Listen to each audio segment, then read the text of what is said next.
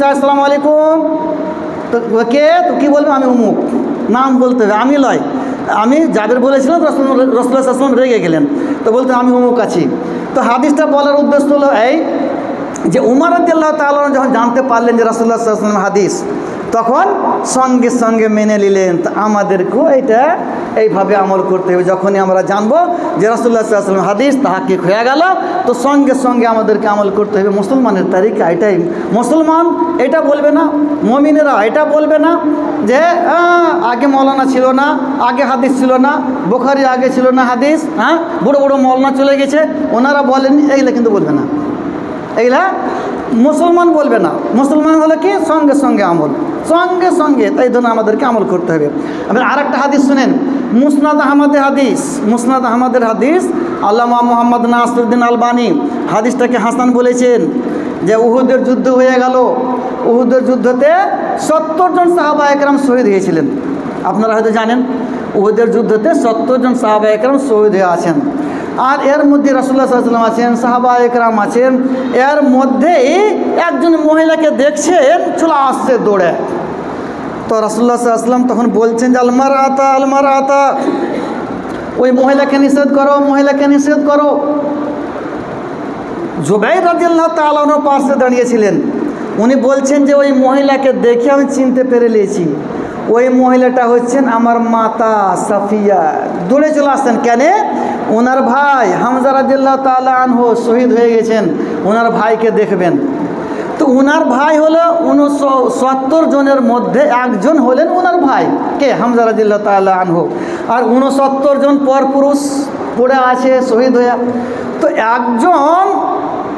একজনকে দেখতে গিয়ে আরও অনেক পরপুরুষের সঙ্গে দেখা হয়ে যাবে, যেটা না জায়েজ। মানে জীবিত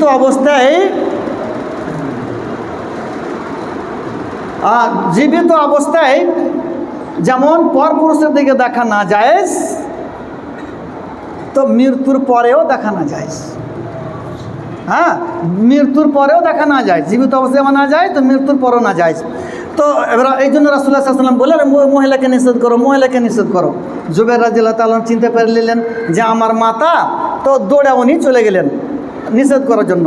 আর যেভাবে আগা ঘেরে নিয়েছে আপনাকে যেতে দেবো না, উনি বলছেন যে আমার মাতা শক্তিশালী ছিলেন, আমাকে এভাবে ধাক্কা দিলেন আর বলছেন ইলাইকা আন্নী লা আরযা লাকা, তুমি আমার দিক থেকে হটো, আমার আগা দিক থেকে হটো, তোমার কথা আমি শুনবো না, আমি যাব, দেখতে যাব, আমার ভাই মারা গেছে, শহীদ হয়েছে, আমি দেখবো। তখন উনি যখন দেখলেন জুবাইর রাদিয়াল্লাহু তাআলা আনহু যে আমার কথা তো মানছেন না, তখন বলছেন কি যে ইন্না রাসূলুল্লাহ সাল্লাল্লাহু আলাইহি ওয়াসাল্লাম আযামা আলাইকে, রাসূলুল্লাহ সাল্লাল্লাহু আলাইহি ওয়াসাল্লাম নিষেধ করছেন। আর যে এমনি রাসূলুল্লাহ সাল্লাল্লাহু আলাইহি ওয়াসাল্লামের কথা শুনে এলেন যে রাসূলুল্লাহ সাল্লাল্লাহু আলাইহি ওয়াসাল্লাম নিষেধ করছেন, থমকে দাঁড়িয়ে গেছেন। এতক্ষণ পর্যন্ত কি বলছিলেন যে আমার আগা দিক থেকে হটো, তোমার কথা শুনবো না, আমি যাব। আর যেমনি শুনলেন যে রাসূলুল্লাহ সাল্লাল্লাহু আলাইহি ওয়াসাল্লাম নিষেধ করছেন, তেমনি থমকে দাঁড়িয়ে গেছেন। এই যে দেখেন সাহাবায়ে কেরামের আমল। এতক্ষণ পর্যন্ত মনে করছেন যে আমার ছেলে এই জুবাইর নিষেধ করছে, এই জন্য আমি মানবো না। আর যে এমনি শুনলেন রাসূলুল্লাহ সাল্লাল্লাহু আলাইহি ওয়াসাল্লাম নিষেধ করেছেন, বা সঙ্গে সঙ্গে মেনে নিলেন। আমাদের এই ধরনেরই হওয়া উচিত। যখনই আমরা জানবো যে রাসূলের হাদিস, সঙ্গে সঙ্গে মানতে হবে। তারপর উনি 2খানা কাপড় বের করে দিয়েছেন যে 2খানা কাপড় নিয়ে যাও, আমি শুনেছি আমার ভাই হামজা রাদিয়াল্লাহু তাআলা আনহু আজকে শহীদ হয়ে গেছেন, এই 2খানা কাপড়ে তাকে কাফন দিবা। ওনারা নিয়ে এলেন কাপড়, নিয়ে এসে দেখছেন যে হামজা রাদিয়াল্লাহু তাআলা আনহুর পার্শ্বে একজন আনসারী সাহাবী শহীদ হয়ে পড়ে আছেন, ওনাকে কাফন দেওয়ার জন্য একখানা কাপড় নেই। তো ওনারা তখন পরামর্শ করলেন যে হামজা রাদিয়াল্লাহু তাআলা আনহুকে 2খানা কাপড়ে কাফন দেবো, আর এই আনসারির একখানও হবে না, না এটা করা যাবে না, একখান কাপড়ে আনসারিকে দেবো আর একখানে এই হামজা রাদিয়াল্লাহু তাআলা আনহুকে কাফন দেবো। দুজনকে 2খানে কাফন দিলেন। তো হাদিসটা বললাম কেন? সাফিয়া যখন ওনার ছেলে জুবাইর বলছেন যেতে দেবো না, তো কি বলছেন, না তোমার কথা শুনবো না, তুমি আমার আগা দিক থেকে হটো। আর যেমনি জানতে পারলেন রাসূলের হাদিস, রাসূল সাল্লাল্লাহু আলাইহি ওয়াসাল্লাম নিষেধ করছেন, থমকে দাঁড়িয়ে গেলেন। তো এই ধরনের আমাদেরকে আমল করতে হবে। এখানে 1-2টা কথা বলে শেষ করবো ইনশাআল্লাহ। এই যে এখন মা বোনেরা শুনছে, মনে হয় বাইরে মাইক দেওয়া আছে না, আমার মা বোনেরা শুনছে, কোনো গ্রামে উপরে আছে, উপরে আছে। তো জীবিত অবস্থায় যেমন পরপুরুষকে দেখা না জায়েজ, হারাম, মৃত্যুর পরেও দেখা হারাম। কিন্তু দেখবেন কোনো গ্রামে যদি মানুষ মারা যায়, তো পুরুষরা তো দেখছে ঠিক আছে, পুরুষরা পুরুষকে দেখতে পারে, তো মহিলারাও পুরুষকে দেখার লাগা ভিড় লাগায়।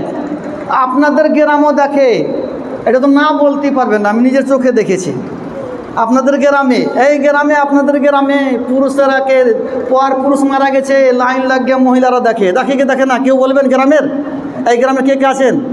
কেউ আছেন এই গ্রামের? কে দেখে কি দেখে না? সবাই তো আছেন গ্রামে, দেখে কি দেখে না? তো জীবিত অবস্থায় যেমন দেখা না যায়, মৃত্যুর পরেও দেখা না যায়। দেখতে দিবেন না পর মহিলাকে, পর মহিলা পর পুরুষকে, আর পর পুরুষ পর মহিলাকে যেন না দেখে। একেবারে ভিড় লাগিয়া দেখবে, একেবারে না যায়। দেখবেন কোনো গ্রামে যদি মহিলার আসা যাওয়া বেশি হয়, 2জন 4জন চলে গেল, আবার 2জন 4জন চলে গেল, মহিলার আসা যাওয়া বেশি, তো দুটা কারণে হতে পারে।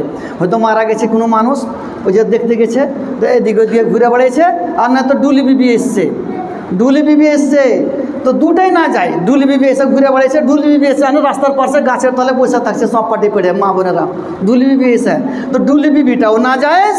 আর এদিকে পর পুরুষ মারা গেছে, ওকে দেখবে, এটাও না যায়। যদি বলা যায় পর পুরুষকে দেখা যাবে না, তো কী বলবে জানেন? ও বাড়ির লোকেরা কিভাবে কান্নাকাটি করবে, হ্যাঁ লহালট করবে, ওটা দেখতে যাব, কান্নাকাটি করবে, গড়াগড়ি করে কান্নাকাটি করবে, চিল্লা চিল্লা কান্নাকাটি করবে, ওগুলো দেখো, এটা বলবে। তো ওটা আরও না যায়। চিল্লা চিল্লা কান্নাকাটি যারা করবে আর কান্নাকাটি যারা দেখতে যাবে তাদের উপরে লানাত আছে, ওটাও না যায়। তো ওটা আরও না যায় হয়ে গেল। মোট কথা এটাই, পর মহিলা পর পুরুষকে, পর পুরুষ পর মহিলাকে যেমন জীবিত অবস্থায় দেখতে পাবে না, মৃত্যুর পরেও দেখতে পাবে না, এটাই হলো সঠিক। আর এই জন্য রাসূলুল্লাহ সাল্লাল্লাহু আলাইহি ওয়াসাল্লাম ওই মহিলাটাকে বলে আল মারাতা, ওই মহিলাকে নিষেধ করো, মহিলাকে নিষেধ করো, যেতে দিও না। একজন ওনার ভাই আর অনেকজন পর পুরুষের সঙ্গে সাক্ষাৎ হয়ে যাবে। এখানে কি আমার হাতে দিয়ে গেছে, কি আছে? এক ওয়াক্ত কি পড়েন এটা? এক ওয়াক্ত নামাজ বাদ দিলে কি পরিমাণ শাস্তি রয়েছে, কিন্তু যারা 5 ওয়াক্ত নামাজই পড়ে না তাদের কি পরিমাণ শাস্তি হতে পারে? এক ওয়াক্ত নামাজ বাদ দিলে কি পরিমাণ শাস্তি, তো কি পরিমাণ শাস্তি ধরতে নেই। এক ওয়াক্ত বাদ দিলেন তো এক ওয়াক্তেরই কাফের হয়ে গেলেন। কেন যে যারা 5 ওয়াক্তের নামাজ পড়ে না তাদের ব্যাপারে কঠোর কঠোর ফতোয়া আছে ওলামায়ে কেরামের। কেউ কেউ বলেছে যে কাফের হয়ে গেল, মুসলমানের কবরস্থানে দফনও করা যাবে না। কেউ কেউ বলছে তাকে বেঁধে রাখতে হবে, জেল দিয়ে দিতে হবে, যতক্ষণ নামাজ না পড়বে ততক্ষণ ছাড়া যাবে না। আরও কঠোর কঠোর ফতোয়া আছে। আর কেউ কেউ বলছে ফাসেক হলো, কাফের হলো না ফাসেক হলো। তো কাফের হওয়াও খারাপ, ফাসেক হওয়াও খারাপ। এক ওয়াক্তের নামাজ ছেড়ে দিলে 1 ওয়াক্তের কাফের হলো, 5 ওয়াক্তের ছেড়ে দিলে 5 ওয়াক্তের কাফের হলো। কঠোর কঠোর ফতোয়া আছে ওলামায়ে কেরামের। যদিও আমাদের ভারতের ওলামায়ে কেরাম সবগুলাকে মানছেন না, কাফের হয়ে যাবে, মুসলমানের কবরস্থানে দফন করা যাবে না, এটা ভারতের সমস্ত ওলামায়ে কেরাম মানছেন না। এনাদের কথা হলো যে ফাসেক হলো। আল্লামা আলবানী এর মধ্যে আছে। আল্লামা আলবানী বলছেন যে, আল্লামা আবিদুল্লাহ মুবারকপুরিরা বলছেন যে ফাসেক হলো, কাফের হলো না। তো ফাসেক যখন হলো তো ওলামায়ে কেরাম যাবেন না। ফাসেক যদি মানা যায় তাহলে ওলামায়ে কেরাম জানাজা পড়তে যাবেন না, মুত্তাকি পরহেজগার যাবে না, ওর মতন বেনামাজি গেলে যা মাটি দিবে, মাটি দিতে হবে, কিন্তু ওর মতন বেনামাজি গেলা মাটি দিবে। এটা আল্লামা আবিদুল্লাহ মুবারকপুরিও এরা যারা ফাসেক মানছেন এনাদের কাছে, আল্লামা আলবানী এনাদের কাছে। তো আর অনেকে কী বলছেন, কাফের হয়ে গেল। যেটাই ফতোয়া মানেন দুটাই খারাপ, কোনোটাই ভালো নয়। ফাসেক হওয়াটাও খারাপ আর কাফের হওয়াটাও খারাপ। তো যাই হোক, আমার টাইম শেষ হয়ে গেছে, এই জন্য বক্তব্য আগে বাড়াবো না, আমি এখান থেকে বক্তব্য ইতি করলাম। আমি শেষে দোয়া করি আল্লাহ তাআলা যেন আমাদেরকে কোরআন হাদিস বুঝার তৌফিক দেন, কোরআন হাদিসের উপরে আমল করার তৌফিক দেন, এবং আমরা যেন কোরআন হাদিস মানি কার মতন? ও সাহাবায়ে কেরামের মতন। আর ওই যেটা পদ্ধতি হলো মক্কার কাফেরদের, যে কোরআন হাদিস শুনবো ঠিক, কিন্তু যেটা আগে থেকে করে চলে আসছি, পূর্বপুরুষকে যে আমাদের উপর পেয়েছি ওটাই করবো, ওটাও যেন আমরা না করি। আর এক কান দিয়ে শুনলাম আর এক কান দিয়ে বের করে দিই ইহুদি নাসরা তারিখ, এটাও যেন আমরা না ধরি। আমরা সাহাবায়ে কেরাম পদ্ধতি ধরবো। আর সাহাবায়ে কেরাম কী করতেন? যেমনি শুনলেন তেমনি মানতেন। সামি'না ওয়া আতানা, আমরা শুনলাম আর মানলাম, উলাইকা হুমুল মুফলিহুন, আর এরাই হলো জান্নাতি। তো আমরা কোরআন হাদিস আজ যেমনি শুনতে পাবো, যদিও অন্য আমল করে চলে আসছি, আজকে শুনলাম এটা সহিহ হাদিস, এটা কোরআনে আছে, ওটাকে আজকে থেকে মানতে শুরু করবো। এটাই সাহাবায়ে কেরামের তারিকা ছিল, এটাই মুসলমানের তারিকা, এটা আমাদেরকে ধরতে হবে। এই বলে বক্তব্য ইতি করলাম। ওয়া মা আলাইনা ইল্লাল বালাগ। আসসালামু আলাইকুম ওয়া রাহমাতুল্লাহি ওয়া বারাকাতুহু।